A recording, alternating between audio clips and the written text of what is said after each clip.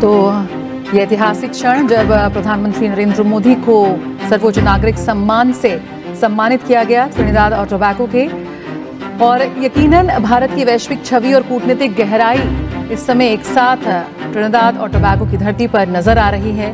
PM Modi को देश का सर्वोच्च नागरिक सम्मान मिलना, order of the Republic of Trinidad Tobago. ये यात्रा सचमुच इस बात की गवाह है। इस यात्रा के मायने सिर्फ दोनों देशों के लिए नहीं बल्कि दुनिया को एक स्पष्ट संदेश देने की बात कर रहे हैं कि भारत अब केवल साझेदार नहीं बल्कि वैश्विक नेता बन चुका है। और किस तरह से प्रधानमंत्री नरेंद्र मोदी का जो विजन है, जो संबंधों की गहराई है, रणनीतिक रूप से या भविष्य के संकेत देती हुई साफ तौर पर वो नजर आती है।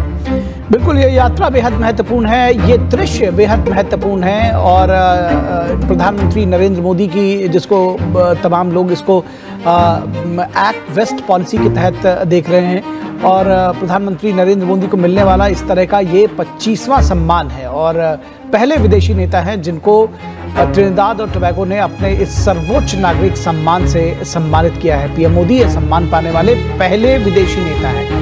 तो जाहिर तौर पर इस सम्मान को की अहमियत कितनी है ये भी समझने की ज़रूरत है, और किस तरह से एक विश्व नेता के तौर पर प्रधानमंत्री की छवि एक मजबूत विश्व नेता के तौर पर स्थापित हुई है, ये भी दर्शाता है। प्रधानमंत्री नरेंद्र मोदी ने इस अवसर पर साफ तौर पर कहा कि यह सम्मान दोनों देशों की गहन मित्रता का प्रतीक है और 140 करोड़ भारतीयों की ओर से साझा गौरव के रूप में मैं इसको स्वीकार करता हूं। और प्रधानमंत्री ने कहा कि 180 वर्ष पहले जो हमारे पूर्वज आए थे, उन्होंने इस दोस्ती की नींव रखी थी। भले ही वो खाली हाथ आए थे, लेकिन हमारी विरासत और संस्कृति को वो अपने साथ लेकर आए थे।